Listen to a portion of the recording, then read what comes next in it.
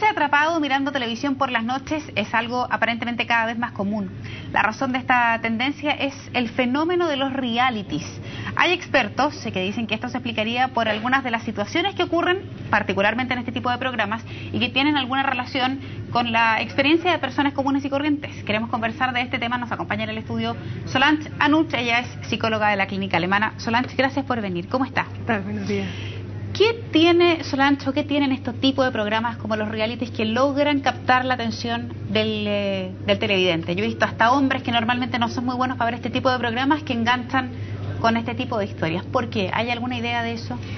Bueno, se plantean varias cosas. Algunas personas han hablado el último periodo de tiempo de adicción o de abuso del tema. En realidad, en términos médicos, todavía no se puede hablar de adicción porque se deben cumplir ciertos criterios, a lo menos durante 12 meses. Ya. Pero efectivamente sí hay un uso masificado y la gente suele ver mucho estos programas. Y algunas de las explicaciones tendrían que ver con la necesidad cotidiana de romper la monotonía de algunas vidas que están constantemente atrapadas en la vida diaria, sin mayor conexión con las emociones, etcétera. Además, despierta mucha curiosidad ver a personas, no a personajes, a personas que son conocidas y admiradas por el público, expuestas a situaciones entre comillas reales, ¿ya? Las tramas son como telenovelas concentradas, ya, donde siempre se expone a las personas a situaciones límites, que van a buscar una resolución que de alguna manera tiene que ver con la resolución que también la teleaudiencia espera tener en su vida para algunos problemas.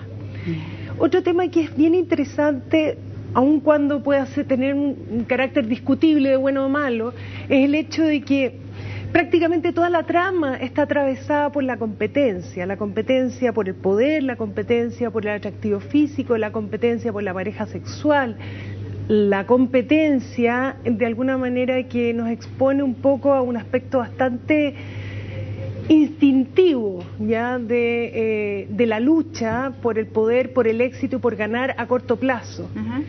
Como esto está en forma concentrada y los instintos son algo a lo que nadie escapa, ya es súper fácil que se produzca esta identificación, pero a un nivel bien primitivo. Lamentablemente a veces, yo diría, en estos realities, no se trabaja un poco el refinamiento ni la simbolización de algunas de estas tramas. Entonces se nivela al público un poquitito hacia abajo, diría yo, en cuanto a cómo se modelan ciertas situaciones para ser imitadas como resolución de problemas de la vida cotidiana. Incluso el lenguaje también es un lenguaje bastante básico y primitivo que de alguna manera se nos puede perder como un recurso para enseñar a los niños, que aun cuando no deben ver estos programas, muchos los ven, pero a los adolescentes y a los adultos podrían sentirse más cercanos a esto. Solange, ¿qué pasa con la voluntad en este tipo de programas? Te lo pregunto por algo súper cotidiano, y es que me consta, porque hay gente en mi casa que está cayendo de sueño, que saben que al día siguiente se levantan temprano, que tienen una jornada por delante súper dura, se les cierran los ojos y ahí están pegados viendo a fulano, sutano, que están en una dinámica de discusión o de pelea, o bien que aparecen estas imágenes que son a veces un poco subidas de tono y entonces generan esa conexión con mucha gente. ¿Qué pasa con la voluntad cuando uno se expone a todo esto que tú me acabas de decir? La voluntad pasa a un segundo plano, porque de alguna manera la trama o la cuestión en resolución es absolutamente excitante.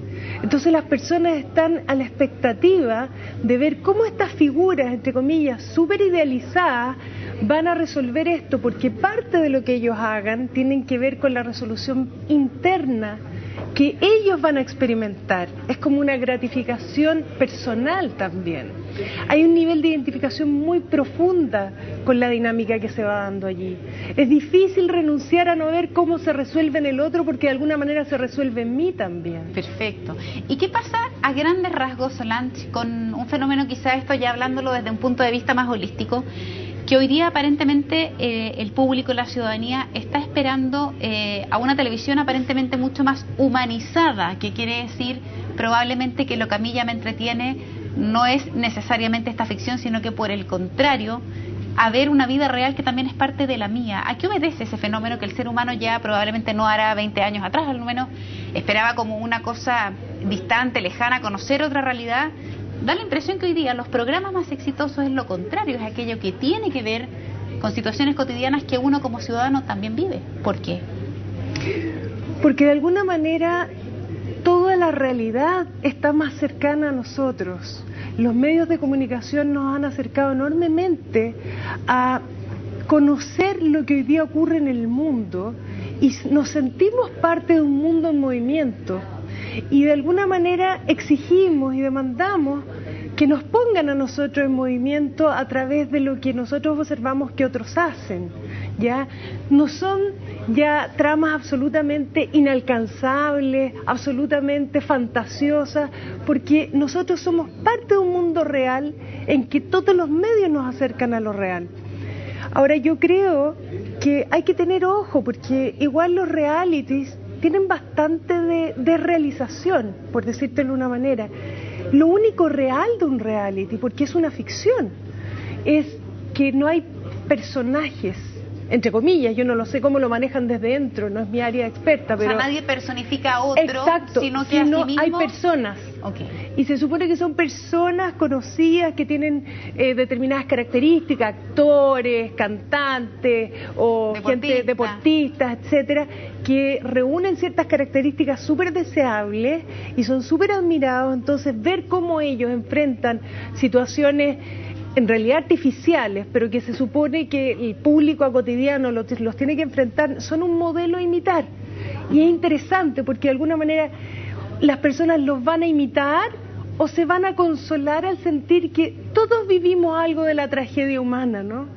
¿Y cuáles son los riesgos de eso para una sociedad como esa? Te lo pregunto considerando lo que me acabas de decir, a veces que la gente se nivela hacia abajo, que el vocabulario no es el mejor, que a veces adoptamos como normales situaciones que quizás no son tan positivas como forma de manejo a la vida. Bueno, yo creo que los riesgos son ver televisión y padecerla, es decir, no tener un espíritu activo frente a ella, es decir, entender y poder discutir con alguien de repente, o que hayan foros de discusión en torno a estos mismos programas para mostrar soluciones alternativas a algunas de las dinámicas que se presentan ahí. Es decir, poner en jaque si lo que se resolvió allí se hizo de la mejor forma posible, no dar por sentado que estuvo bien hecho.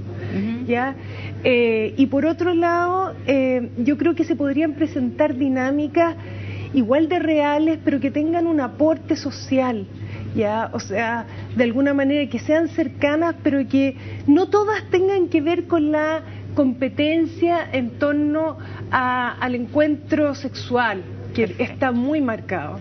Solange, te quiero agradecer mucho que hayas venido al estudio de CNN a compartir con nosotros tu experiencia, tus conocimientos de este fenómeno que está cada vez más popular, por lo menos en la televisión. Muchas gracias, que tengas una buena semana. Ok, gracias.